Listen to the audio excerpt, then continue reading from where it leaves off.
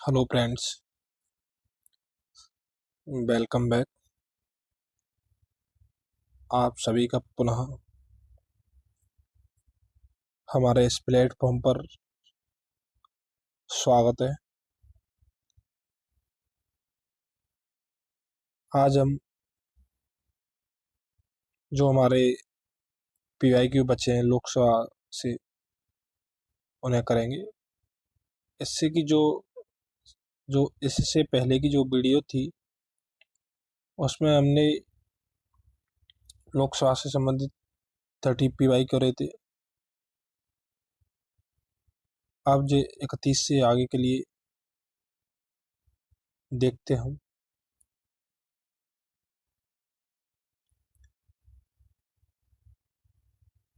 तो जो पूछ रहा है वो कि लोकसभा को कार्यकाल पूरा होने से पहले भंग किया जा सकता है। तुमने देखा था कि प्रधानमंत्री की सिफारिश पर राष्ट्रपति के द्वारा और प्रधानमंत्री सिफारिश करते हैं तो राष्ट्रपति लोकसभा को भंग कर सकते हैं। लोकसभा अध्यक्ष द्वारा स्वविवेक से तो नहीं, प्रधानमंत्री द्वारा स्वविवेक से नहीं, राष्ट्रपति द्वारा स्वविवेक से तो नहीं, केवल केवल प्रधानमंत्री की सिफारिश पर राष्ट्रपति द्वारा किया जा सकता है।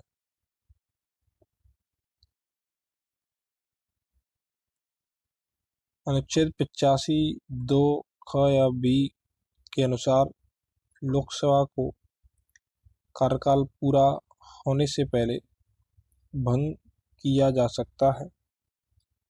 ऐसा प्रधानमंत्री या मंत्रिपरिषद की सिफारिश, ठीक है, या तो प्रधानमंत्री में हम मंत्रिपरिषद को इंक्लूड मानते हैं, पर राष्ट्रपति द्वारा किया जा सकता है। हालांकि यदि मंत्रिपरिषद ने लोकसभा में बहुमत खो दिया तो ऐसी मंत्रिपरिषद की सलाह पर लोकसभा को समय पूर्व भंग करने की बजाय राष्ट्रपति नई सरकार बनने तक की संभावना के संदर्भ में स्वविवेक का प्रयोग भी कर सकता है। इसका अभिप्राय यह है कि अगर जो वर्तमान मंत्रिपरिषद है, अगर उसे लोकसभा में बहुमत नहीं रहता और वो अल्पमत में आ जाती है, तब राष्ट्रपति प्रधानमंत्री या मंत्रिपरिषद की सिफारिश मानने के लिए बाध्य नहीं है और स्वविवेक से वो अपने कार्य करेगा।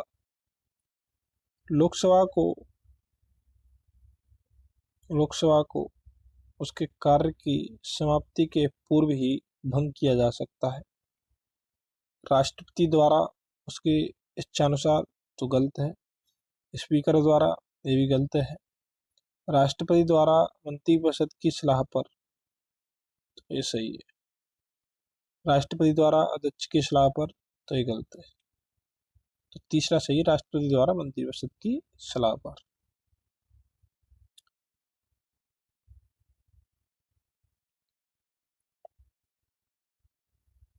निम्नलिखित कथनों पर विचार कीजिए। पहला कह रहा है कि भारत का राष्ट्रपति ऐसे स्थान पर जैसे वो ठीक समझे संसद का सत्र आहूत कर सकता है, तो ये सही है।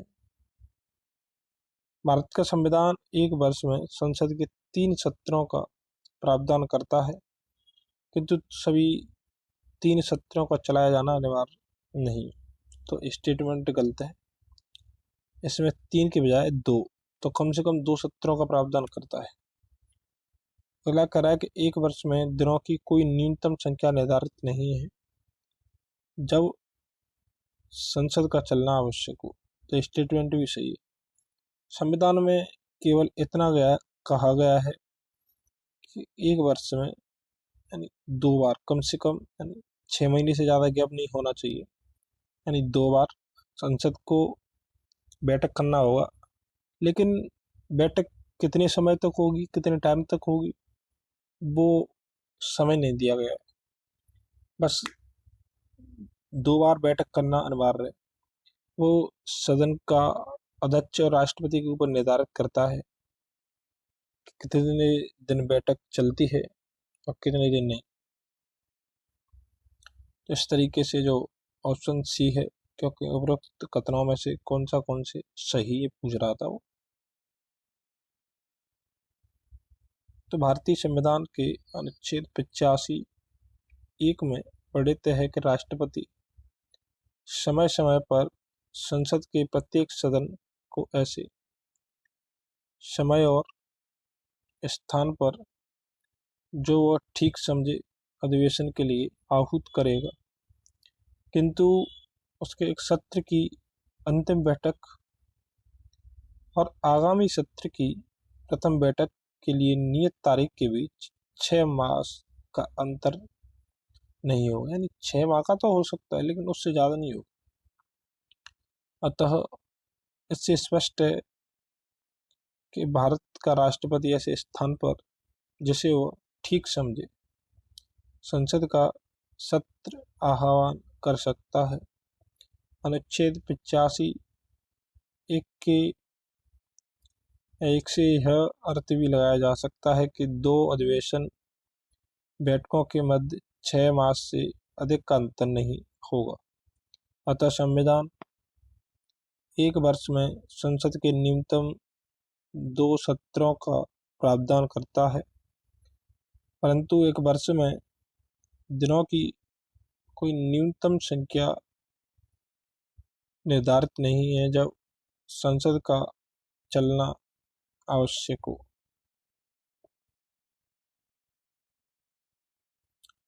लोकसभा में सामान्यतः कितने सत्र होते हैं? 3 सत्र होते हैं। सामान्यतः हम देखते हैं कि 3 सत्र होते हैं लोकसभा में। तो भारत के संविधान के अनुच्छेद 85, यानी जो संविधान का अनुच्छेद 85 है, वो कहता है कि जो संसद के सत्र, सत्रावसान और विघटन का प्रावधान करता है। 3 चीजें, सत्र, सत्रावसान और विघटन। इसके अंतर्गत राष्ट्रपति को संसद के प्रत्येक सदन का समय समय पर सत्र बुलाने की शक्ति दी गई, परंतु राष्ट्रपति द्वारा संसद का सत्र इस प्रकार बुलाया जाना चाहिए कि एक सत्र की अंतिम बैठक और आगामी सत्र की प्रथम बैठक के मध्य 6 मास का अंतर न हो। दूसरे शब्दों में, एक वर्ष में संसद के कम से कम 2 सत्र बुलाए जाने चाहिए। सामान्यतः भारत में लोकसभा के एक वर्ष में 3 सत्र बुलाए जाते हैं। एक बजट सत्र होता है, एक मानसून सत्र जो वर्तमान में चल रहा था, एक शीतकालीन सत्र चल रहा है अभी। लोकसभा के कम से कम कितने सत्र बुलाए जाते हैं? तो वर्ष में 2 बार। कम से कम पूछ रहा है वो, अधिक से अधिक 4 भी हो सकते हैं, 3 भी, एक नहीं हो सकता। अनुच्छेद 85(1) के अनुसार लोकसभा के एक सत्र की अंतिम बैठक और आगामी सत्र की प्रथम बैठक के बीच 6 माह का अंतर नहीं होगा।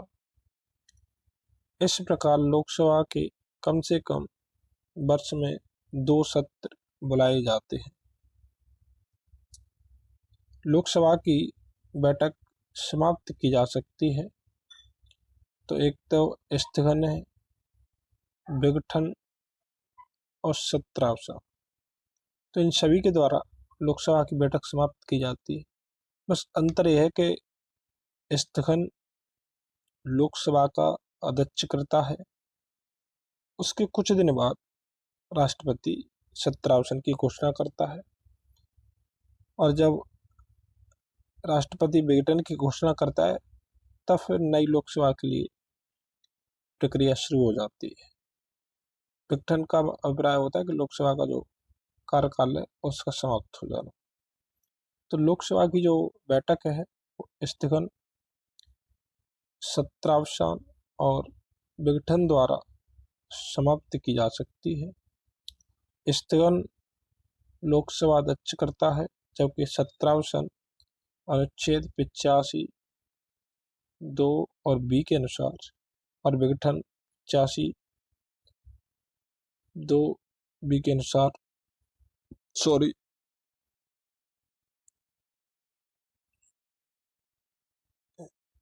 85 ए है, 85 2 ए के अनुसार सत्रावसान और 2 बी के अनुसार विघटन राष्ट्रपति करता है।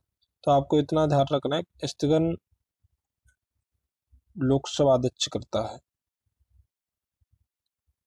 निम्नलिखित में से कौन लोकसभा के सत्र का अवसान के लिए प्राधिकृत है?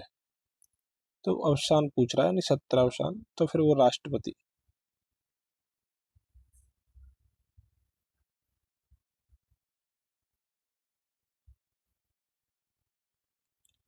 लोकसभा का कार्यकाल पहला कह रहा है कि किसी भी परिस्थिति में नहीं बढ़ाया जा सकता, तो ये गलत है, क्योंकि हमने देखा था कि आपातकाल में एक बार में 1 वर्ष के लिए बढ़ाया जा सकता है, एक बार में 6 महीने तक के लिए बढ़ाया जा सकता है, तो ये भी गलत है। आपातकाल की जब घोषणा है तो घोषणा के दौरान एक बार में 1 वर्ष तक के लिए बढ़ाया जा सकता है, तो ये सही है। अगला दे रहा है कि आपातकाल की घोषणा के दौरान एक बार में 2 वर्ष तक के लिए बढ़ाया जा सकता है, तो गलत है। तो आपातकाल की घोषणा के दौरान एक बार में 1 वर्ष तक के लिए बढ़ाया जा सकता है। ठीक है। अनुच्छेद 83 2, तो अनुच्छेद जो 83 है वो लोकसभा के कार्यकाल की बात करता है। 2 के परंतु के अनुसार लोकसभा का कार्यकाल आपातकाल की घोषणा के प्रवर्तन में रहने के दौरान संसदीय विधि द्वारा एक बार में 1 वर्ष तक के लिए बढ़ाया जा सकता है, तथापि आपात घोषणा के प्रवर्तन में न रह जाने की स्थिति में उसका विस्तार किसी भी दशा में 6 माह की अवधि से अधिक नहीं होगा। यानी जब आपातकाल खत्म हो जाता तो उसके अगले 6 माह के भीतर वो समाप्त करना होगा में जो बढ़ा हुआ कार्यकाल है। लोकसभा का कोरम कुल सदस्य संख्या का कितना होता है? तो ये 1/10 होता है, यानी 55 अगर सांसद उपस्थित होते हैं तो लोकसभा की कार्रवाई शुरुआत हो जाती है। इस तरीके से वहाँ पे जो 245 अब टोटल का जोड़ेंगे, इस तरीके से 1/10। तो नीचे जो 100 और 3 के अनुसार लोकसभा या राज्यसभा का कोरम या गणपूर्ति कुल सदस्य संख्या का 1/10 भाग होता है। मुख्य विपक्षी दल की मान्यता हेतु भी यही सदस्य संख्या आवश्यक है, यानी जब विपक्षी दल के नेता को मान्यता दी जाती है तो उसके लिए भी यही कोरम चाहिए अपन। कमेंट करके बताइए कि वर्तमान में विपक्षी दल का नेता कौन है। लोकसभा का अधिवेशन गठित करने हेतु गणपूर्ति कितनी? तो हमने देखा था कि लोकसभा सदन के सदस्यों की कुल संख्या का 10वां भाग। लोकसभा और राज्यसभा में गणपूर्ति कुल सदस्य संख्या का 1/10।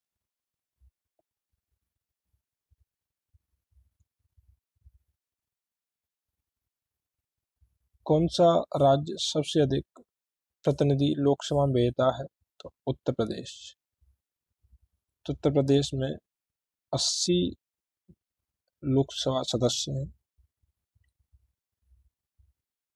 उत्तर प्रदेश लोकसभा और राज्यसभा में सर्वाधिक प्रतिनिधि क्रमशः 80 लोकसभा के लिए और 31 राज्यसभा के लिए भेजता है। विकल्प में दिए गए अन्य राज्यों की लोकसभा के सदस्य संख्या इस प्रकार, जैसे बिहार में 40 है, मध्य प्रदेश में 29 है और पश्चिम बंगाल में 42 है। तो मध्य प्रदेश उत्तर प्रदेश के जो PCS के एग्जाम होते हैं उनमें सही जोड़ी मिलाने के लिए सीधा भी पूछ सकता है वो।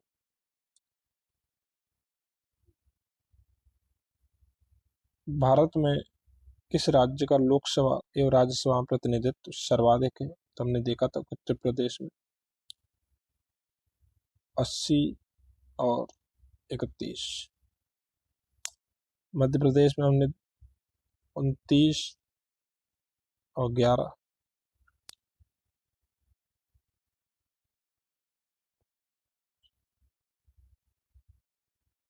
जहां तक लोकसभा में प्रतिनिधित्व का प्रश्न है, कौन से राज्य दूसरे और तीसरे दर्जे पर है? तो इनमें जो क्रम है वो रॉन्ग दिया है।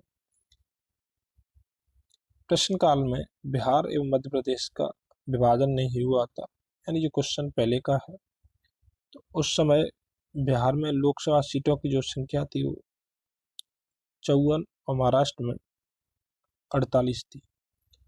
बिहार एवं मध्य प्रदेश का जब विभाजन हुआ, यानी बिहार से जब झारखंड बना, मध्य प्रदेश से जब छत्तीसगढ़ बना, उसके पश्चात उनकी लोकसभा सीटों की संख्या में परिवर्तन आया। अब स्थिति इस प्रकार है।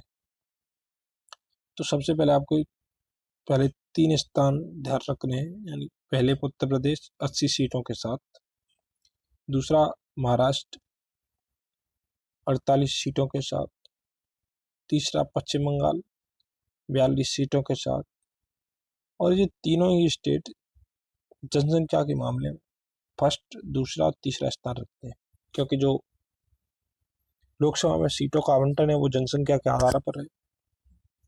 इसलिए सबसे पहले उत्तर प्रदेश में सर्वाधिक जनसंख्या है तो 80 सीट दी गई। महाराष्ट्र में 48 सीट है दूसरे नंबर पे, पश्चिम बंगाल में 42 सीट है, इसके बाद बिहार में 40 सीटें हैं, तमिलनाडु में 39 सीटें हैं और मध्य प्रदेश में 29। तो बिहार में 40, तमिलनाडु में 39 और मध्य प्रदेश में 29। उत्तर प्रदेश के बाद लोकसभा में सर्वाधिक स्थानों का आवंटन किया गया है, तो हमने अभी देखा था कि महाराष्ट्र को, ठीक है, और महाराष्ट्र को कितना है? तो महाराष्ट्र को 48, ठीक है। पश्चिम बंगाल को हमने देखा था तीसरे नंबर पे 42, बिहार को देखा था हमने 40,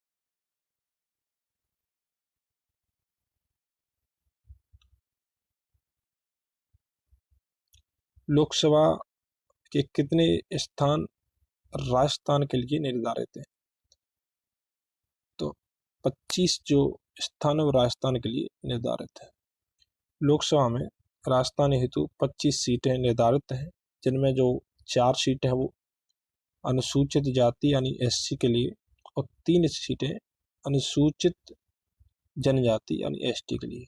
तो ध्यान रखिए टोटल कितना 25 सीटें राजस्थान में निर्धारित है। उत्तराखंड में कितने लोकसभा सांसद निर्वाचित होते हैं? तो 5। उत्तराखंड में लोकसभा यानी लोकसभा में उत्तराखंड से निर्वाचित होने वाले कुल सांसदों की जो संख्या है वो 5 है, जिसमें एक सीट SC के लिए आरक्षित है। लोकसभा में बिहार को आवंटित जो स्थान है निम्न में से इन राज्यों को आवंटित स्थानों का योग है, तो इसमें सही रंग नहीं दिया है। हमें इतना पता है कि बिहार में 40 है, पश्चिम बंगाल 42 है, राजस्थान में हमने देखा था कि 25 है, मध्य प्रदेश में हमने देखा 29 है, तमिलनाडु में हमने देखा 39 है। अब हम देखते हैं, तो वर्ष 2000 में बिहार का विघटन हुआ, उससे पूर्व वहाँ पे जो लोकसभा की सीटों की संख्या कितनी थी? तो 54 थी। झारखंड 14 सीटों के निर्माण के बाद वहाँ मात्र 40। तो दो प्रश्न यहाँ से तैयार हो जाते हैं कि विभाजन से पहले जो बिहार में लोकसभा सीट थी वो 54 थी, विभाजन के बाद 40। तो वर्तमान में बिहार में लोकसभा सीटों की संख्या 40 है और झारखंड में पूछे वो तो 14 लगाना है। मध्य प्रदेश में 40 थी पहले, लेकिन छत्तीसगढ़ का निर्माण हुआ मध्य प्रदेश से, तो अब 29 है। तो वर्तमान में मध्य प्रदेश में 29 सीटें हैं और छत्तीसगढ़ में 11 सीटें। चूंकि प्रश्न के विघटन के पूर्व का, इसलिए बिहार में 54 सीटों को लोकसभा के लिए आवंटित स्थान असम में 14, मध्य प्रदेश में 40, यानी जब विभाजन हुआ उससे पहले से मध्य प्रदेश में 40 थी और असम में 14, तो लोकसभा की सीटों की कुल योग के बराबर, क्योंकि 54 थी। परंतु वर्तमान में लोकसभा में बिहार के पास कुल 40 सीटें हैं, जो निम्नलिखित राज्यों के आवंटित स्थानों का योग है। तो गुजरात में 26 हैं और असम में 14 हैं। तो टोटल ऐसे भी देख सकते हैं अपन, गुजरात में 26 और झारखंड में हमने देखा था कि 14 हैं, तो असम और झारखंड में समान है। ठीक है, ये भी देख लीजिए। और टोटल 40। मध्य प्रदेश में 29 है, छत्तीसगढ़ में 11 है, तो भी टोटल 40 होता है। तमिलनाडु में 39, सिक्किम में 1, तो भी 40। तमिलनाडु में 1, तमिलनाडु में 39, मिजोरम में 1, तो भी 40। तमिलनाडु में 39, नागालैंड में 1, तो भी 40। वहीं उत्तर प्रदेश की जो सीटों की संख्या 80 की आधी, तो जो लोग उत्तर प्रदेश में लोकसभा सीटों की संख्या उसका आधा बिहार में। ठीक है, निम्नलिखित राज्यों में से किस युग्म को लोकसभा में समान सीटें प्राप्त हैं? तो हमने देखा था कि असम में 14 है, राजस्थान में 25 है, गुजरात में अभी हमने देखा था कितनी है, तो 26 है। ठीक है,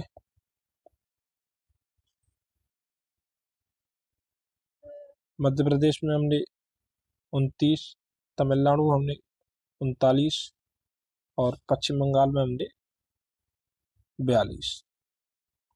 तो आंसर इसमें एक भी सही नहीं है। अब हम देख लेते हैं।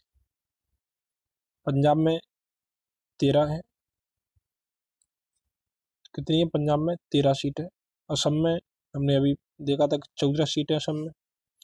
गुजरात में 26 है, राजस्थान में 25 सीटें हैं, मध्य प्रदेश में 29 है, तमिलनाडु में 39 है, आंध्र प्रदेश में 25 है। तो 25 हमने और कहाँ देखी थी? तो 25 हमने एक तो आंध्र प्रदेश और एक राजस्थान, तो राजस्थान और आंध्र प्रदेश में सीटों की संख्या बराबर है। उसके बाद पश्चिम बंगाल में 42 है, छत्तीसगढ़ में 11 है और महाराष्ट्र में 48। ठीक है, जब आंध्र प्रदेश का विभाजन नहीं हुआ, यानी अविभाजित आंध्र प्रदेश में टोटल 42 थी। आंध्र प्रदेश का विभाजन हुआ, विभाजन के पश्चात वहां पे कुल 25 लोकसभा सीटें और जो शेष 17 हैं वो तेलंगाना को प्राप्त है। तो वर्तमान में आंध्र प्रदेश को 25 सीटें, तेलंगाना को 17। इस तरीके से आप ध्यान रख सकते हैं। वर्तमान में असम और झारखंड, असम में हमने देखा था कितनी है, तो 14 है, झारखंड में भी 14 है, अरुणाचल प्रदेश, गोवा, मणिपुर, मेघालय, त्रिपुरा सभी में 2-2 सीट है। तो 2 कहाँ है? अरुणाचल प्रदेश, गोवा, मणिपुर, मेघालय और त्रिपुरा में। वहीं मिजोरम, नागालैंड और सिक्किम में 1 सीट है, एक सीट है मिजोरम, नागालैंड और सिक्किम में। राज्यों के ऐसे समूह है जिनमें लोकसभा सीटों की संख्या समान है। ठीक है, निम्न युग्मों में से कौन सा युग्म सही नहीं है? और लोकसभा में स्थान पूछ रहा है। तो आंध्र प्रदेश में हमने कितना देखा था? 42 नहीं, 25 देखा था। जो राजस्थान में भी कितनी है? राजस्थान और आंध्र प्रदेश में बराबर है। असम में हमने 14 देखी थी ना,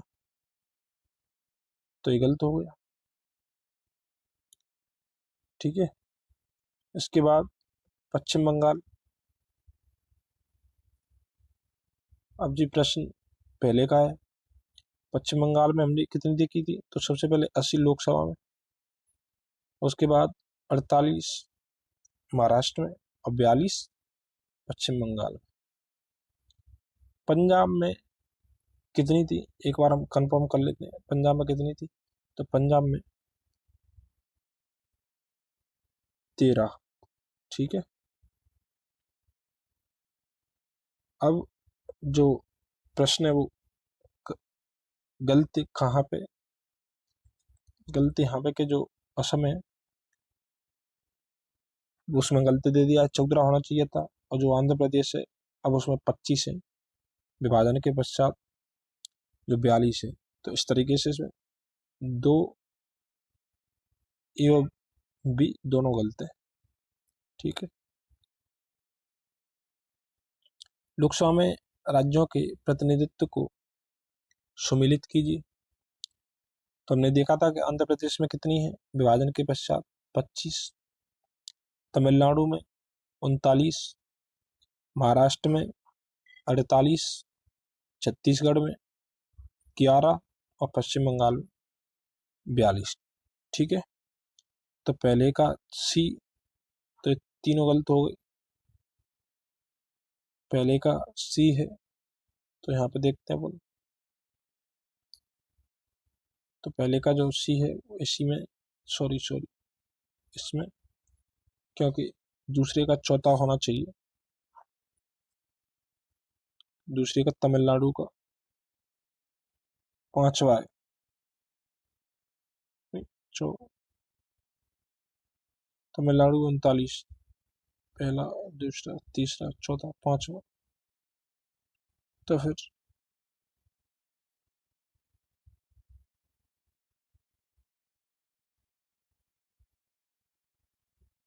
मुझे इसके ऑप्शन सही नहीं लग रहे हैं। डी दे रहा है अगर, तो पहले का तीसरा, दूसरे का चौथा, दूसरे का चौथा,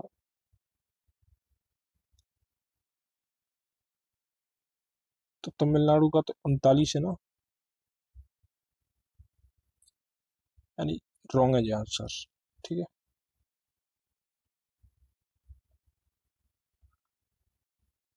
अब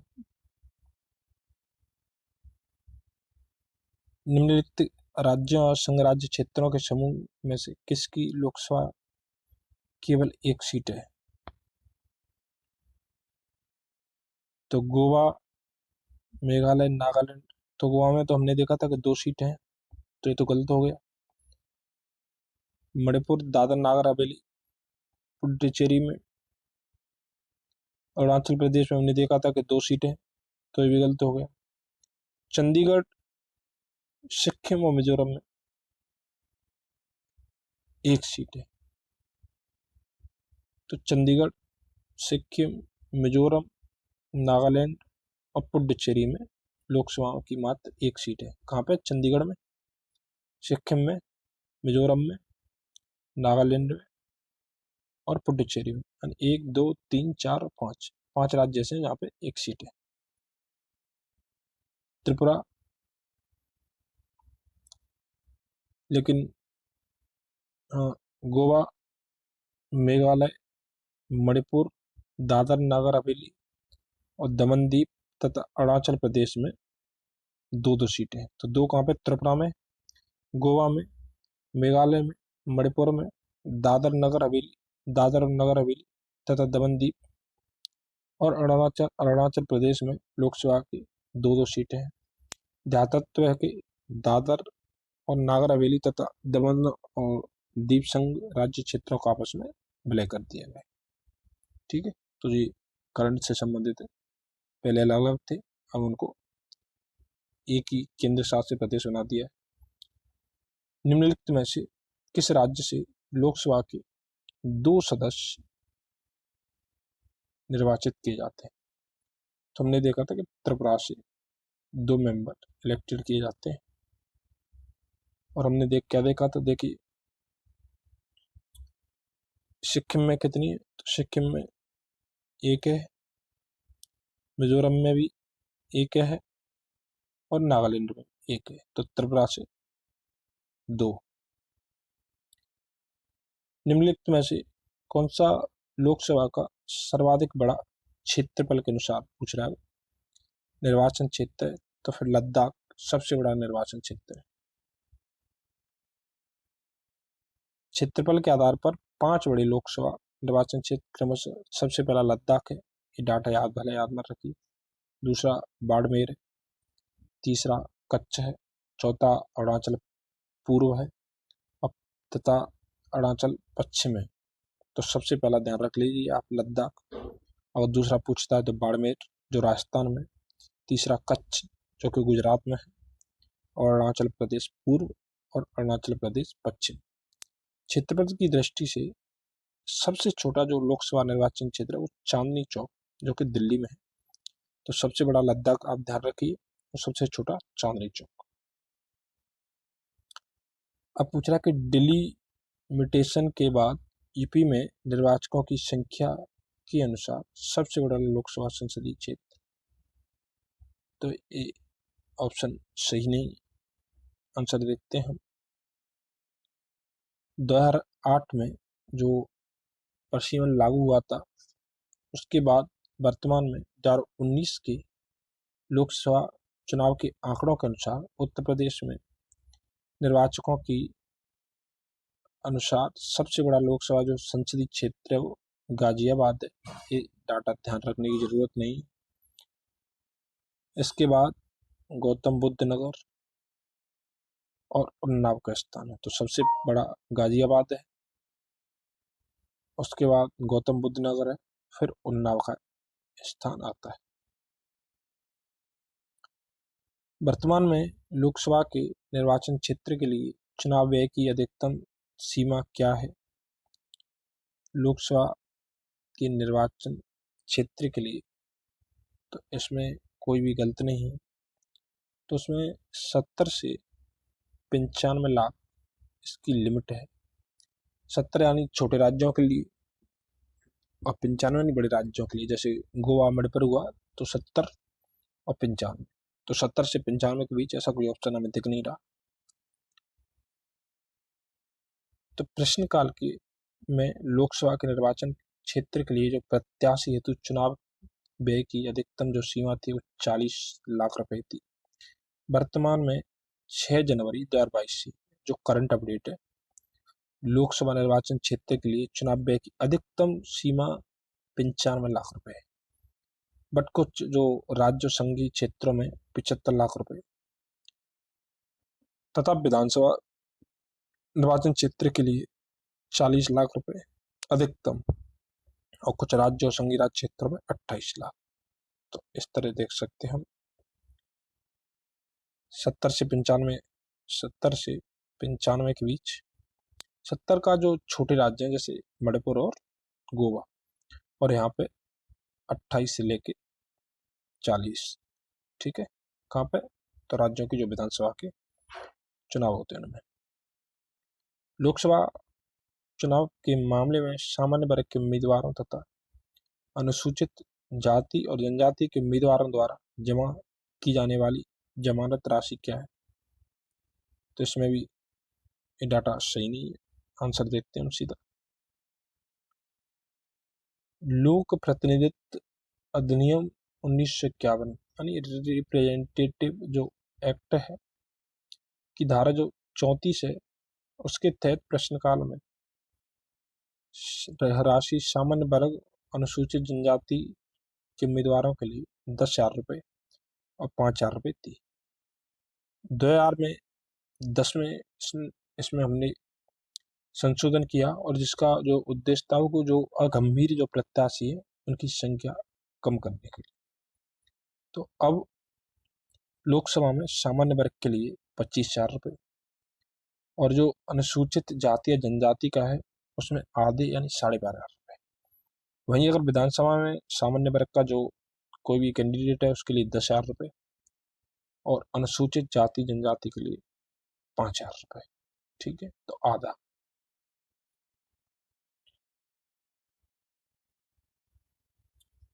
लोकसभा चुनाव का कोई प्रत्याशी अपनी जमानत खो देता है यदि उसे प्राप्त ना हो सके। जमानत का जो अभी हमने देखा था कि वो जब लड़ता है तो उसे कुछ पैसे जमा करने होते हैं, तो वो पैसे वापस नहीं मिलते उसे अगर वो कितना वोट नहीं प्राप्त करता है। तो अप्रयुक्त में से कोई नहीं, मतलब वैध मतों का अगर 1/6 प्राप्त नहीं करता है तो फिर उसकी जमानत जब्त हो जाती है। तो लोकसभा चुनाव में यदि कोई प्रत्याशी वैध मतों का 1/6 भाग प्राप्त नहीं कर पाता है तब उस उम्मीदवार की जमानत राशि जब्त हो जाती है, अर्थात वो अपनी जमानत खो देता है। ठीक है, एक क्वेश्चन ये बनता है कि लोकसभा का पहला आम चुनाव कब हुआ था। तो सबसे पहला जो आम चुनाव है 1952 में हुआ था। कब? 1952। तो लोकसभा का जो प्रथम चुनाव है वो 25 अक्टूबर 1951 से शुरू हुआ था और 21 फरवरी 1952 तक चला था। यह चुनाव, ये प्रश्न भी पूछता है कि कितनी सीटों के लिए हुआ, तो 489 सीटों के लिए हुआ था। प्रथम लोकसभा का जो अधिवेशन है वो 13 मई 1952 को हुआ था। तो आपको ये डेट ध्यान रखनी है कि प्रथम अधिवेशन कब हुआ, तो 13 मई 1952। कितनी सीट थी पहली लोकसभा में, तो 489 थी। और कब? 25 अक्टूबर से लेकर 21 फरवरी 1952। तो संपन्न 1952 में हुआ था, इसलिए 1952 हम मानते हैं। किस लोकसभा का कार्यकाल लगभग 6 वर्ष का था। तो जो 5वीं लोकसभा थी उसका कार्यकाल 6 वर्ष था, क्योंकि 5वीं लोकसभा के समय आपातकाल का प्रावधान था जो लगाया गया था।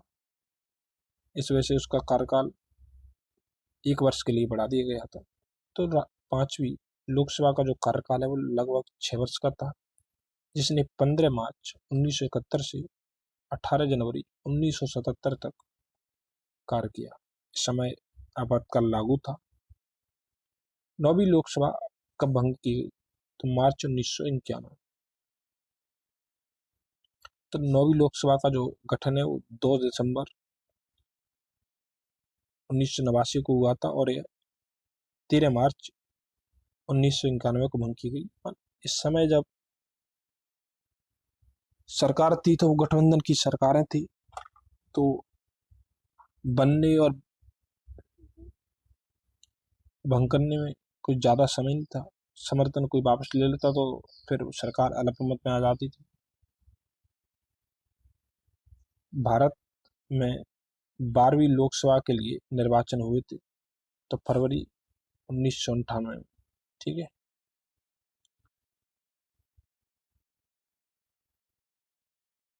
12वीं लोकसभा के लिए जो निर्वाचन है फरवरी 1998 में हुए थे। 12वीं लोकसभा का गठन 10 मार्च 1998 को हुआ था और इसका विघटन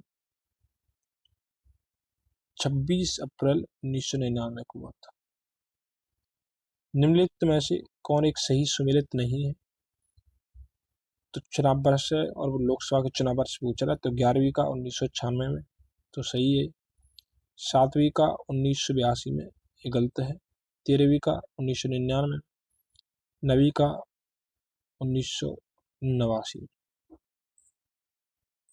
तो 7वीं लोकसभा हेतु जो चुनाव है वो 1980 में हुई थी, जनवरी, जो कि 1982 दे रहा है वो तो गलत है। शेष सभी विकल्पों के युग्म सही है। 17वीं लोकसभा के लिए, सॉरी दोस्तों, बीच में बंदर आ गया था, उसे 3-4 दिन से थोड़ी आदत सी पड़ गई है, तो इस वजह से बहुत बड़ी समस्या खड़ी हो गई है। तो 17वीं लोकसभा के लिए जो निर्वाचन है अप्रैल मई 2019 में। अब तो 18वीं लोकसभा भी आ चुकी है, तो इसके भी 2024 में संपन्न हो गए और 29 तक रहेगी लोकसभा। कार्यकाल 29 तक है, लेकिन उस समय के हिसाब से अगर सरकार बहुमत में नहीं रहती तो पहले भी इसका विघटन किया जा सकता है। लोकसभा का नेता कौन है? तो लोकसभा का नेता प्रधानमंत्री होता है, राष्ट्रपति भी नहीं होता है, अध्यक्ष नहीं होता है, और प्रमुख में से कोई नहीं। तो कौन होता है? प्रधानमंत्री। चूंकि अनुच्छेद 75(1) के अनुसार राष्ट्रपति लोकसभा में बहुमत दल के नेता को प्रधानमंत्री पद पर नियुक्त करता है। किसी भी सदन का नेता उस सदन का सदस्य होता है। यदि प्रधानमंत्री लोकसभा का सदस्य नहीं होता है तो लोकसभा में सदन का नेता किसी वरिष्ठ मंत्री को बनाया जा सकता है जो लोकसभा का सदस्य। निम्नलिखित कथनों पर विचार कीजिए। लोकसभा अथवा राज्यसभा की विधानसभा के निर्वाचन में जीतने वाले उम्मीदवार को निर्वाचित घोषित किए जाने के लिए किए गए मतदान का कम से कम 50% पाना अनिवार्य है। तो ये गलत है, क्योंकि यहाँ पे 50% पाने की जरूरत नहीं है। अगर वो बहुमत पा जाता है अन्य जो कैंडिडेट है उनके परिप्रेक्ष्य में, तो फिर वो जीता हुआ मान लिया जाता है। दूसरा कि भारत के संविधान में अधिकथित उपबंधों के अनुसार लोकसभा में अध्यक्ष का जो पद है वो बहुमत वाले दल को जाता है तथा उपाध्यक्ष का जो पद है वो विपक्ष को जाता है। तो ये भी प्रावधान गलत है, ऐसा प्रावधान भी नहीं। तो प्रयुक्त कथनों में से कौन सा सही? तो न तो 1 और न 2। अब सही क्या है वो हम देखते हैं। भारत में लोकसभा अथवा राज्य विधानसभाओं के जो चुनाव हैं वो फर्स्ट पास्ट द पोस्ट पद्धति के आधार पर कराए जाते हैं। इसका अभिप्राय ये होता है कि जो सबसे पहले फर्स्ट आता है वो चुना हुआ माना जाता है। इसके तहत देश तथा राज्य केंद्र शासित प्रदेशों को अलग अलग चुनाव क्षेत्रों में बांट दिया गया है। तो हमने छोटे छोटे चुनाव क्षेत्र बनाए, जैसे 10 लाख की जनसंख्या के आधार पर देखने को मिलते हैं। क्षेत्र विशेष के मतदाता एक उम्मीदवार के लिए मत देते हैं और सर्वाधिक मत प्राप्त करने वाला उम्मीदवार विजयी घोषित किया जाता है। मैं आपको आसान भाषा में बता देता हूँ। फर्स्ट पास्ट द पोस्ट का मतलब होता है कि जैसे कोई असम विधानसभा क्षेत्र या लोकसभा क्षेत्र है तो वहाँ पे 4 कैंडिडेट खड़े हुए। अब चारों में से जो 3 कैंडिडेट हैं, जैसे पहले कैंडिडेट को 10% वोट मिल गए, दूसरे को या फिर कह सकते हैं कि 10 वोट मिले, दूसरे को 20 मिले, तीसरे को 30 मिले। तो कितने हो गए? 30 और 20 50 एक 60। देखिए 60% हो गया। बट दूसरे को वो चौथा है उसे 40% वोट मिल गए। तो अन्य जो कैंडिडेट है उनकी अपेक्षा सबसे ज्यादा वोट मिल गए। भले उसने 50% बहुमत नहीं यानी 40% ही प्राप्त किया है, बट सबसे ज्यादा मिले, तो इस वजह से वो निर्वाचन जीत जाता है, क्योंकि फर्स्ट पास्ट यानी जो सबसे फर्स्ट आता है। ठीक है। जीतने वाले उम्मीदवार के लिए 50% मत प्राप्त करना अनिवार्य नहीं, यानी 50% जरूरी नहीं है, वो 50% प्राप्त भी कर सकता है। जैसे अगर कैंडिडेट कम है तो 50% भी प्राप्त कर सकता है, और ज्यादा है तो 10-20% के प्राप्त करने के बाद भी वो निर्वाचन में जीत सकता है। कथन ये गलत है। इसके अलावा भारतीय संविधान के अनुच्छेद 93 के प्रावधान के तहत लोकसभा यथाशीघ्र अपने सदस्यों को अपना और अध्यक्ष और उपाध्यक्ष चुनती है। हालांकि ऐसी परंपरा रही है कि अध्यक्ष सत्तारूढ़ पार्टी या गठबंधन का सदस्य तथा उपाध्यक्ष विपक्षी पार्टी का सदस्य होता है, परंतु संविधान में ऐसा कोई प्रावधान नहीं। ठीक है, संविधान में हमें ऐसा कोई प्रावधान देखने को नहीं मिलता है। अतः कथन 2 भी गलत है। इस प्रकार विकल्प डी सही है। भारत में लोकसभा का स्पीकर या अध्यक्ष चयनित किया जाता है। ठीक है, इसका चयन होता है और लोकसभा करती है।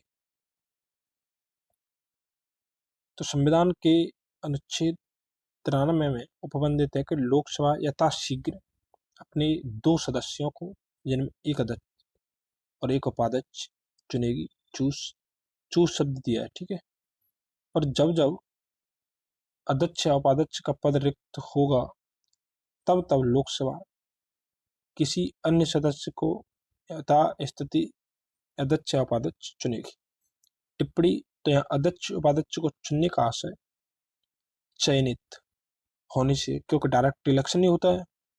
मेरे एक्ट में अंग्रेजी भाषा में इसके लिए चूज शब्द दिया गया, ठीक है, न कि इलेक्ट। ये बेयर एक्ट क्या होता है, तो बेयर एक्ट की हम क्लास लाएंगे।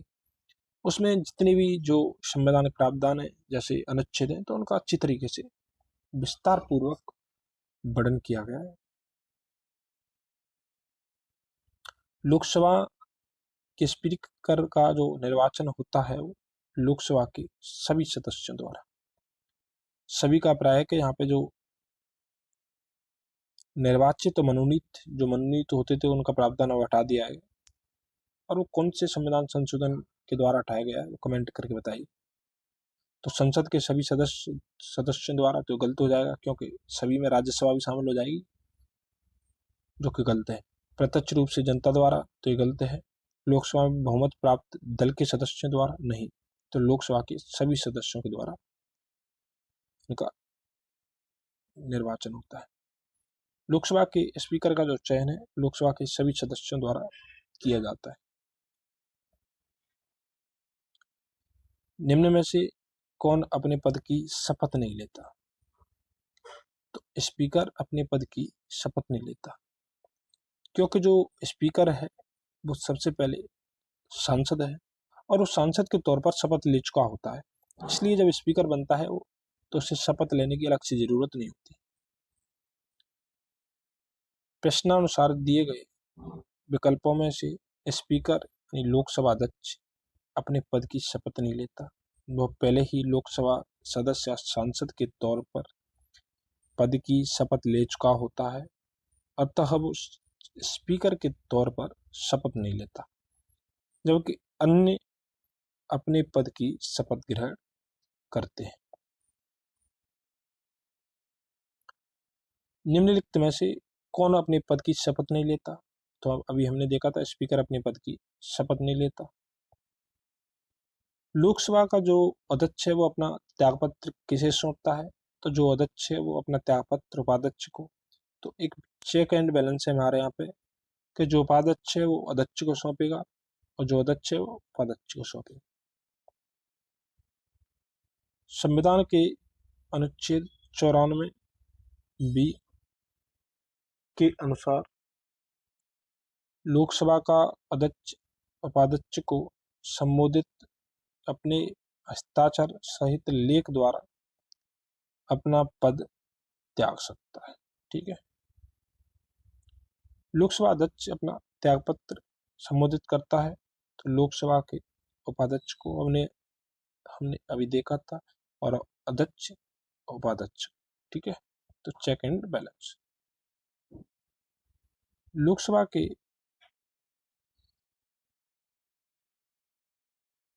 अध्यक्ष को कैसे हटाया जा सकता है? तो लोकसभा का जो सदस्य है लोकसभा के उपस्थित सदस्यों के 2/3 बहुमत से पारित प्रस्ताव संकल्प द्वारा, तो गलत है, क्योंकि 2/3 बहुमत की जरूरत नहीं होती। लोकसभा के सभी सदस्यों के बहुमत से पारित संकल्प द्वारा, तो सही। अगर सभी सदस्यों का बहुमत से पारित संकल्प है जो कि सामान्य बहुमत से हो जाएगा, तो फिर वो हट जाएगा। प्रधानमंत्री की सिफारिश पर राष्ट्रपति द्वारा, तो नहीं, ये भी गलत। अनुच्छेद 94 ग यानी सी के अनुसार लोकसभा के तत्कालीन, ठीक है, तत्कालीन का मतलब है उस दिन या उस समय सदन में उपस्थित जो सदस्य हैं उस सभी सदस्यों के बहुमत से पारित संकल्प के द्वारा लोकसभा अध्यक्ष को पद से हटा सकते हैं, किंतु ऐसा जो संकल्प है तब तक प्रस्तावित नहीं किया जा सकेगा जब तक इस आशय की कम से कम 14 दिन पूर्व लिखित सूचना न दी गई। तो 14 दिन पहले हमें इसकी सूचना देनी होगी कि हम आपको हटाने के लिए प्रस्ताव लेके आ रहे हैं।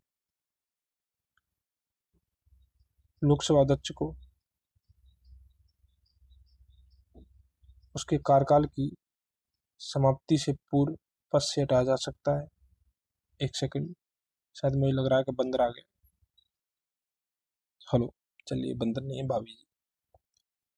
तो लोकसभा अध्यक्ष को उसके कार्यकाल की समाप्ति के पूर्व पद से हटाया जा सकता है। तो प्रधानमंत्री की संस्तुति पर राष्ट्रपति द्वारा, गलत। यदि लोकसभा इस आशय का प्रस्ताव पारित कर दे तो ये सही है। इसके बाद ठीक है, अब वो पूछ रहा है कि लोकसभा के अध्यक्ष को हटाया जा सकता है तो लोकसभा के कुल सदस्यों के बहुमत द्वारा पारित प्रस्ताव से। ठीक है, सदन के 2/3 बहुमत से जरूरत नहीं है। कुल सदस्यों का मतलब कि जितने उस दिन उपस्थित हैं। राष्ट्रपति के आदेश की जरूरत नहीं, संसद के सामान्य बहुमत से। तो संसद के नहीं, संसद में राज्यसभा भी शामिल हो जाती है। ठीक है, ओनली लोकसभा की जरूरत होती है। मैं स्पीकर के पद के विषय में निम्नलिखित कथनों में से कौन सा सही है? तो वह राष्ट्रपति के प्रसाद पर्यंत पद धारण करता है, जो गलत है। यह आवश्यक नहीं है कि वो अपने निर्वाचन के समय वो सदन का सदस्य हो, परंतु उसे अपने निर्वाचन के बाद 6 माह के भीतर सदन का सदस्य हो जाना पड़ेगा। तो ये रॉन्ग है पूरी तरह, क्योंकि जो लोकसभा अध्यक्ष बनता है वो सबसे पहले सदस्य होना जरूरी है। 6 माह का प्रावधान इसमें नहीं दिया गया, वो मंत्रियों के लिए दिया गया। तीसरा है कि यदि सामान्य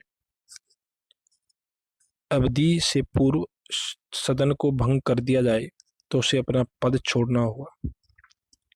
तो ये भी गलत है, क्योंकि वह तब तक पद पर बना रहता है जब तक कोई अगला सदस्य उस पद पर न बैठ जाए। यदि वो त्यागपत्र देना चाहे तो उसे अपना त्यागपत्र उपाध्यक्ष को संबोधित करना होगा। ये राइट है, ठीक है, जो हमने अभी देखा था। तो लोकसभा अध्यक्ष को लोकसभा के सदस्यों द्वारा अपने बीच से ही किसी अध्यक्ष में से चुना जाता है। साथ ही लोकसभा के जो सदस्य प्रस्ताव पारित कर उसे पद से हटा सकते हैं। अनुच्छेद 94B के तहत जब वो त्यागपत्र देता है तो वह अपने त्यागपत्र को लोकसभा के उपाध्यक्ष को संबोधित करता है। साथ ही अनुच्छेद 94 के द्वितीय प्रंतक के अनुसार जब कभी लोकसभा का विघटन किया जाता है तो विघटन के पश्चात होने वाले लोकसभा के प्रथम अधिवेशन के ठीक पहले तक अध्यक्ष अपने पद को रिक्त नहीं करेगा। ठीक है, यानी ये गैप भरने के लिए किया गया है, क्योंकि जो अध्यक्ष का पद है इसमें खाली न रहे। तो लोकसभा अध्यक्ष के पद के विषय में निम्नलिखित कथनों पर विचार कीजिए। वो राष्ट्रपति के प्रसाद पर्यंत पद धारण करता है, गलत है। यह आवश्यक नहीं है कि अपने निर्वाचन के समय वो सदन का सदस्य हो, परंतु उसे अपने निर्वाचन के बाद 6 माह के भीतर सदन का सदस्य हो जाना पड़ेगा। तो ये भी गलत है, यानी रिपीटेशन है पूरा क्वेश्चन। यदि वो त्यागपत्र देना चाहे तो अपना त्यागपत्र उपाध्यक्ष को संबोधित करता है। तो केवल 3 सही है और ऑप्शन बी सही है।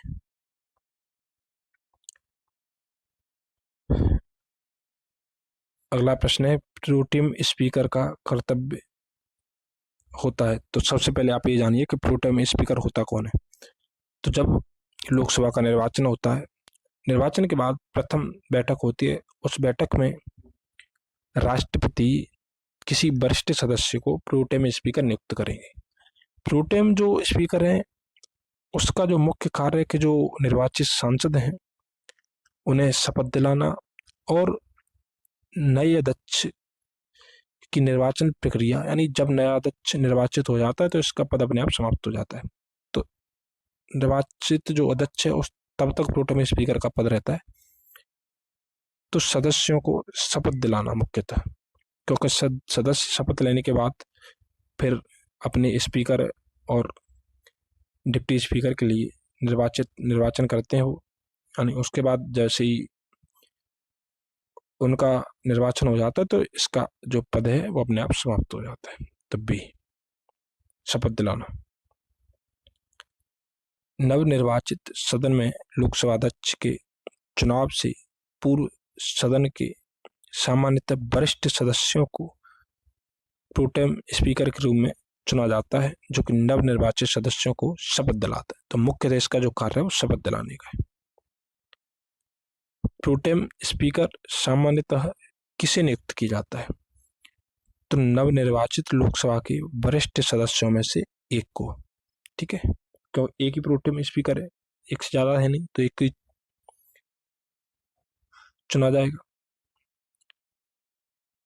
लोकसभा अध्यक्ष या स्पीकर अपने कास्टिंग वोट का प्रयोग केवल करते हैं। कास्टिंग वोट का मतलब होता है कि जो निर्णायक मतदान यानी निर्णायक जो मत होता है उनका, तो जब दो वोट बराबर होने के नाते टाई हो, तो जैसे सत्ता पक्ष के 50 और विपक्ष के 50 हुए, अब निर्णय लेने में दिक्कत हो रही है, तो फिर वो कास्टिंग वोट करेगा, तो जिसको भी करेगा वो 51 हो जाएगा और फिर निर्णय आसानी से लिया जाएगा।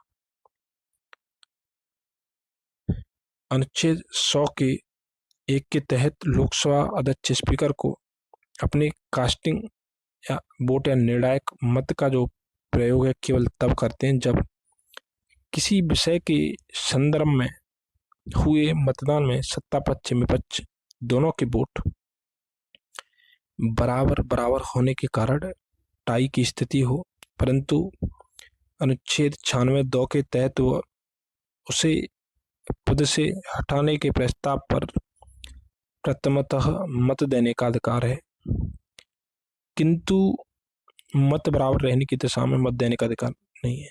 सीधा सिंपल में बता दूं क्या है कि जब स्पीकर अध्यक्षता कर रहा है और सत्ता पक्ष विपक्ष के बीच बराबर वोट पड़ते हैं तो फिर वो टाई वोट का प्रयोग करेगा। वहीं दूसरी तरफ जब अध्यक्ष को पद से हटाने का अगर प्रस्ताव सदन में आया है तो उस समय वो अध्यक्षता नहीं करेगा, एक सामान्य सदस्य की तरह बैठक में भाग लेगा और अपने मतदान का प्रयोग पहले करेगा। अगर उस समय टाई की स्थिति आती है तो उस समय जो उपाध्यक्ष है वो उसकी अध्यक्षता करता है, तो वो टाई का प्रयोग करेगा। ठीक है, क्योंकि वो अध्यक्ष के पद पर है, अध्यक्ष के पद पर बैठे हुए, तो जो अध्यक्ष है वो केवल पहले अपने मत का प्रयोग करेगा। ठीक है, न कि टाई के समय, क्योंकि इससे निष्पक्षता की प्रक्रिया बनी रहेगी। वरना वो जैसे टाई के समय करेगा तो फिर वो अपने पक्ष में मतदान करेगा, फिर वो हट ही नहीं पाएगा। इसलिए प्रावधान किया गया है। संविधान का निम्न अनुच्छेदों में से कौन एक उपबंधित करता है कि मत बराबर होने की दशा में लोकसभा के अध्यक्ष का मत निर्णायक होगा और वो इसका प्रयोग करेगा? तो अनुच्छेद 100। ठीक है, लोकसभा के प्रथम अध्यक्ष कौन थे? तो जीवी Mavalankar first chairman of Lok Sabha. पहली लोकसभा के गठन के पश्चात इसकी जो प्रथम बैठक हमने पहले देखी थी कि 13 मई 1952 को हुई थी। 15 मई 1952 को गणेश वासुदेव मावलंकर जीवी मावलंकर लोकसभा के प्रथम अध्यक्ष बने। वे अपनी मृत्यु यानी 27 फरवरी 1956 तक इस पद पर रहे। पहली लोकसभा के शेष कार्यकाल के लिए तत्कालीन उपाध्यक्ष एम अनंत सेनम अयंकर लोकसभा के अध्यक्ष 8 मार्च 1956 को बने थे, कारण उनकी मृत्यु हो गई थी। तो भारत की प्रथम लोकसभा के अध्यक्ष कौन थे? हमने देखा था कि जीवी मावलंकर थे।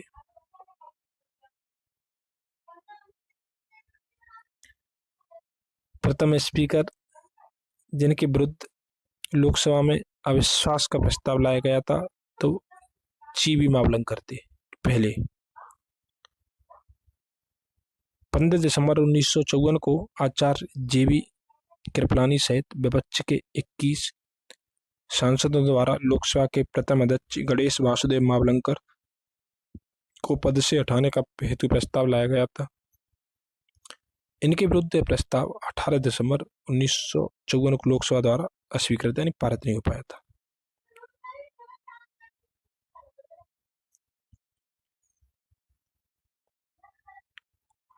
लोकसभा की प्रथम महिला अध्यक्ष कौन है? तो मीरा कुमार लोकसभा की प्रथम महिला अध्यक्ष हैं। ठीक है।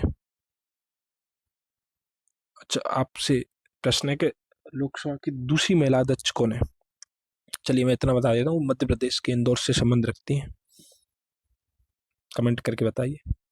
तो 15वीं लोकसभा की अध्यक्ष मीरा कुमार। तो ये पूछ सकता है कि कौन सी लोकसभा? तो 15वीं लोकसभा थी, अध्यक्ष मीरा कुमार थी, लोकसभा की प्रथम महिला अध्यक्ष थी, जो जून 2009 में इस पद के लिए चुनी गई थी। ठीक है।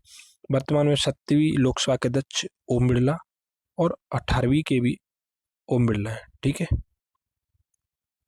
जो वर्तमान में अभी कौन है? ओम बिरला ही है। तो लोकसभा के उपाध्यक्ष के संदर्भ में निम्नलिखित कथनों पर विचार कीजिए। लोकसभा के कार्य पद्धति और कार्य संचालन नियमों के अनुसार उपाध्यक्ष का निर्वाचन उस तारीख को होगा जो अध्यक्ष नियत करे। तो ये सही है। ठीक है। यह आज्ञा उपबंध है कि लोकसभा के उपाध्यक्ष के रूप में किसी प्रतियोगी का निर्वाचन या तो मुख्य विपक्षी दल से या शासक दल से होगा। तो ऐसा कोई प्रावधान नहीं है। सदन की बैठक की अध्यक्षता करते समय उपाध्यक्ष की जो शक्ति है वैसी ही होती हैं जैसे कि अध्यक्ष की, और उसके निर्णयों के विरुद्ध कोई अपील नहीं हो सकती। तो जब जो उपाध्यक्ष है वो अध्यक्ष के कार्यों का संचालन करता है तो पूरी शक्तियों का प्रयोग करता है जो अध्यक्ष करता है। ठीक है। तो राइट है। उपाध्यक्ष की नियुक्ति के बारे में सुस्थापित संसदीय पद्धति यह है कि प्रस्ताव अध्यक्ष द्वारा रखा जाता है और प्रधानमंत्री द्वारा विधिवत समर्थित होता है। तो ये भी गलत है। केवल ए, 1 और 3 सही है। लोकसभा की जो कार्य पद्धति है और जो कार्य संचालन के नियम है 8(1) के अनुसार उपाध्यक्ष का जो निर्वाचन है उस तिथि को होगा जो अध्यक्ष द्वारा नियत की जाए और महासचिव द्वारा प्रत्येक सदस्य को उस तिथि की सूचना भेजी जाएगी। सूचना इस वजह से भेजी जाती है क्योंकि निर्वाचन उपाध्यक्ष का सदस्यों द्वारा किया जाएगा, तो सदस्यों को पता होना चाहिए। ठीक है, कि निर्वाचन की डेट क्या है। संविधान के अनुच्छेद 93 के अनुसार लोकसभा यथाशीघ्र अपने 2 सदस्यों को, एक को अध्यक्ष एक उपाध्यक्ष चुनेगी, और जब जब अध्यक्ष उपाध्यक्ष का पद रिक्त होता है तब लोकसभा किसी अन्य सदस्य को यथास्थिति अध्यक्ष या उपाध्यक्ष चुनेगी। अतः लोकसभा के निर्वाचित सदस्यों द्वारा अपने में से किसी एक सदस्य को अध्यक्ष तथा एक अन्य सदस्य को उपाध्यक्ष निर्वाचित किया जाता है। उसे मुख्य विपक्षी दल या शासक दल का होना आवश्यक नहीं है। हालांकि सामान्यतः जो वर्तमान परंपरा के अनुसार जो लोकसभा अध्यक्ष का जो अध्यक्ष है वो शासक दल या गठबंधन दल से और उपाध्यक्ष मुख्य विपक्षी दल से चुना जाता है। एक परंपरा चली आ रही है। ध्यातव्य है कि वर्तमान 17वीं लोकसभा में अभी तक उपाध्यक्ष का पद रिक्त है, तो पुराना है। 18वीं लोकसभा में उपाध्यक्ष कौन है? कमेंट करके बताइए। अध्यक्ष मैं बता देता हूँ कि ओम बिरला है। ठीक है। संविधान के अनुच्छेद 95(1) के तहत जब अध्यक्ष का पद रिक्त हो या वह किसी बैठक में अनुपस्थित हो तब उपाध्यक्ष सदन की अध्यक्षता करता है। इस समय उसे अध्यक्ष के समान शक्तियां प्राप्त होती हैं, वो हमने देखा था भी, और उसके निर्णय के विरुद्ध कोई अपील नहीं हो सकती क्योंकि उसका निर्णय अंतिम होता है अध्यक्ष का। अतः कथन 3 सही है। लोकसभा की जो कार्य पद्धति और जो कार्य संचालन के नियम 8(2) के अनुसार उपाध्यक्ष पद हेतु किसी सदस्य के निर्वाचन का प्रस्ताव किसी दूसरे सदस्य द्वारा रखा जाता है और उसका अनुमोदन कोई तीसरा सदस्य करता है इस संदर्भ में सुस्थापित संसदीय पद्धति यह है कि तत्संबंधी प्रस्ताव संसदीय कार्य मंत्री द्वारा रखा जाता है, जिसका अनुमोदन ट्रेजरी बेंच यानी सरकार के सदस्यों या विपक्ष द्वारा किया जाता है। इस तरह जो कथन 4 है रॉन्ग है। यदि उपाध्यक्ष लोकसभा की अध्यक्षता कर रहे हो तो उन्हें एक अधिकार प्राप्त है कि वह, हमने देखा था कि वो कास्टिंग वोट का प्रयोग कर सकता है। तो मत बराबरी की अवस्था में मतदान कर सकते हैं। ठीक है, अनुच्छेद 103। लोकसभा अध्यक्ष का पद रिक्त होने पर तथा सदन की बैठक में अध्यक्ष की अनुपस्थिति में उपाध्यक्ष अध्यक्ष के तौर पर कार्य करता है। संसद के दोनों सदनों की जो संयुक्त बैठक में अध्यक्ष की अगर अनुपस्थिति है तो उस स्थिति में उपाध्यक्ष पीठासीन यानी अध्यक्ष होता है। अध्यक्ष की तरह उपाध्यक्ष भी जब पीठासीन होता है तो प्रथमतः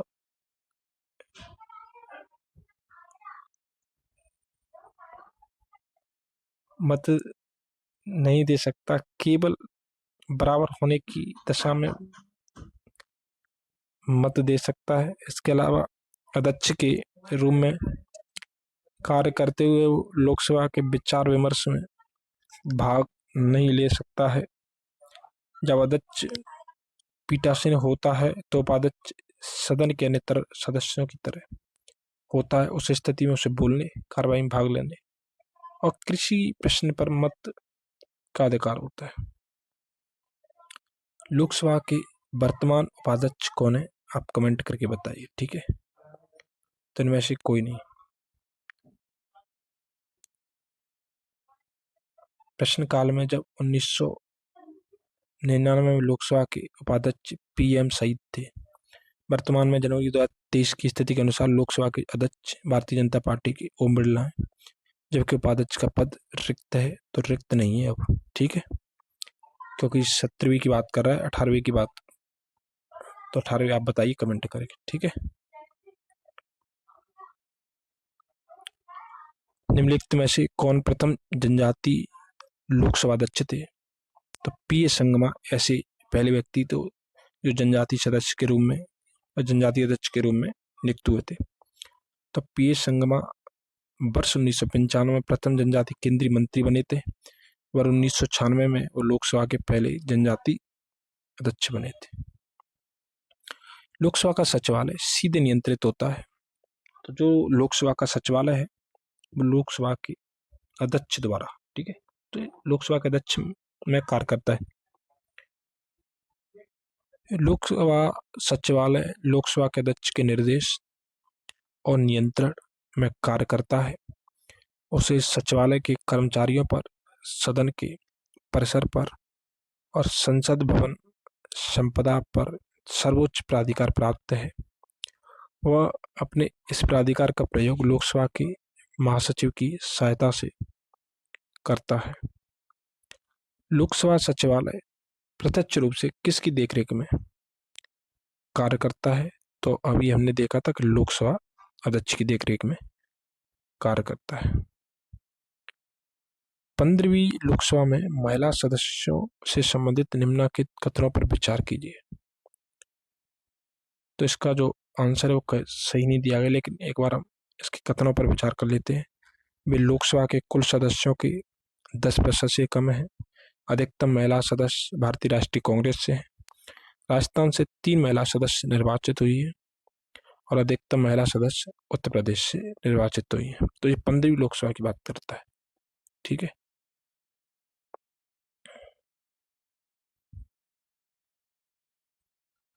छोड़िए ओल्ड प्रश्न है तो कोई देखने में ज्यादा वो नहीं है। किस वर्ष लोकसभा में महिला सांसदों की संख्या न्यूनतम थी? ये प्रश्न पूछ सकता है। तो 1977 में। प्रश्नगत वर्षों में 1977 में लोकसभा में महिला सांसदों की जो संख्या है वो न्यूनतम 19 अब तक के लोकसभा के सभी चुनावों में सबसे कम थी। वर्ष 2019 के लोकसभा चुनाव में निर्वाचित महिला सांसदों की जो संख्या है वो 78 थी, जो अब तक के लोकसभा के सभी आम चुनावों में सर्वाधिक है। अभी हम थोड़ा करंट देखते हैं, इसकी करंट से हम अपडेट हो जाएंगे। निम्नलिखित कथनों पर विचार कीजिए। तो पहली लोकसभा में, एक सेकंड,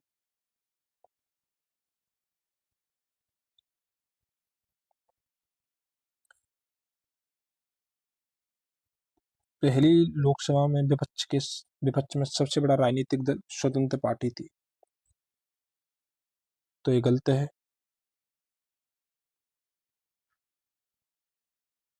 लोकसभा में नेता प्रतिपक्ष को सर्वप्रथम 1969 में मान्यता दी गई थी, तो ये सही है। तीसरा कि लोकसभा में यदि किसी दल के न्यूनतम 75 सदस्य न हो तो उसके नेता को नेता प्रतिपक्ष के रूप में मान्यता नहीं मिल सकती, तो ये गलत है। न्यूनतम 55 है, यानी 1/10 अगर होते हैं तो लोकसभा विपक्ष के नेता प्रतिपक्ष के रूप में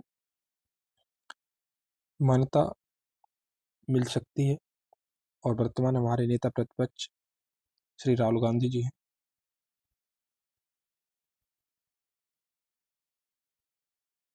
तो इस तरीके से इसका जो आंसर है केवल 2 सही है। दिए गए कथनों में से केवल कथन 2 सत्य है, अन्य कथन सही नहीं है। प्रथम लोकसभा के चुनाव 489 सीटों के लिए हुए थे, जिसमें से भारतीय राष्ट्रीय कांग्रेस आईएनसी के 364 सीटें प्राप्त और जीत की। दूसरे स्थान पर 16 सीटें प्राप्त करने वाली जो communist party of India CPI थी, विपक्ष में सबसे बड़ा राजनीतिक दल था। सर्वप्रथम 1969 में लोकसभा में नेता प्रतिपक्ष को मान्यता प्राप्त हुई। इस रूप में आईएनएससीओ के राम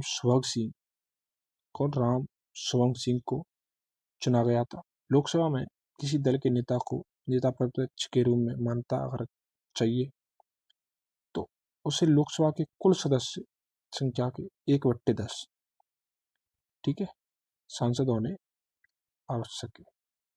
तो इस तरीके से लोकसभा यहाँ पे एंड होती है। चलिए मैं आपको करंट से अपडेट भी कर देता हूँ, एक सेकंड रुकिए। हेलो।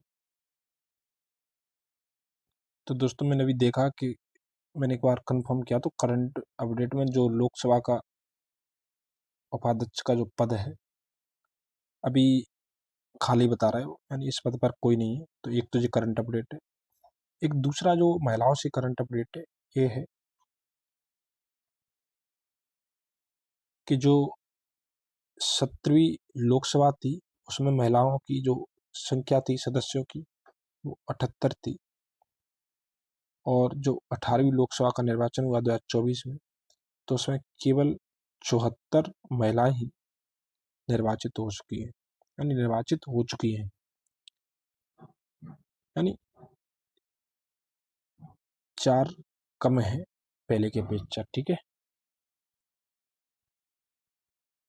इसके साथ 18वीं जो लोकसभा है, एक सेकंड हम इसको थोड़ा ऐसे कर लेते हैं स्पेस। 18वीं लोकसभा की जो 543 सीटों में से इस बार 74 महिला सांसद है, पिछली में 78 थी। इस बार जो चुनी गई महिला जो प्रतिनिधि है नई संसद का केवल 13.63% हिस्सा है, ठीक है। और सबसे अधिक जनसंख्या वो सदस्य 31 बीजेपी से है महिला सांसद। इसके बाद कांग्रेस से 13, तृणमूल कांग्रेस टीएमसी से 11, समाजवादी पार्टी से 5 और डीएमके द्रविड़ मुनेंद्र कगड़म से 3 महिला सांसद चुनी गई है। बिहार की पार्टियां जनता दल यूनाइटेड, जेडीयू और लोक जनशक्ति पार्टी से 2 महिला चुनी गई है। ठीक है, जेडीयू और लोजपा से। इस तरीके से वर्तमान में जो करंट अपडेट मैंने आपको बता दिया। तो आपको 2 चीज ध्यान रखनी है कि टोटल कितनी है, तो टोटल 74 है और परसेंट में देखें तो 13.63%। ठीक है, तो इस तरीके से करंट अपडेट हो गई। और उपाध्यक्ष का जो पद है वो अभी जो विकिपीडिया है वो खाली बता रहा है। एक बार आप भी कंफर्म कर लेना और मैं भी कंफर्म कर लूँगा। तो इस तरीके से लोकसभा से जितने भी प्रश्न हैं वो आपके कंप्लीट हो गए।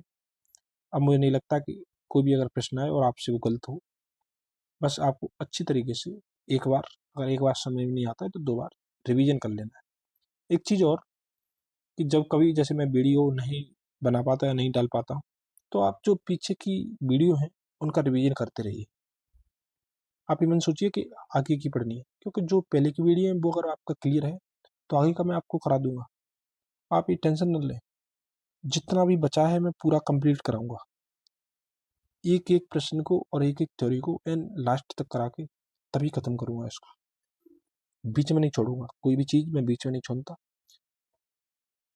तो आज हम क्लास यहीं होल्ड करते हैं। आप सभी के धन्यवाद।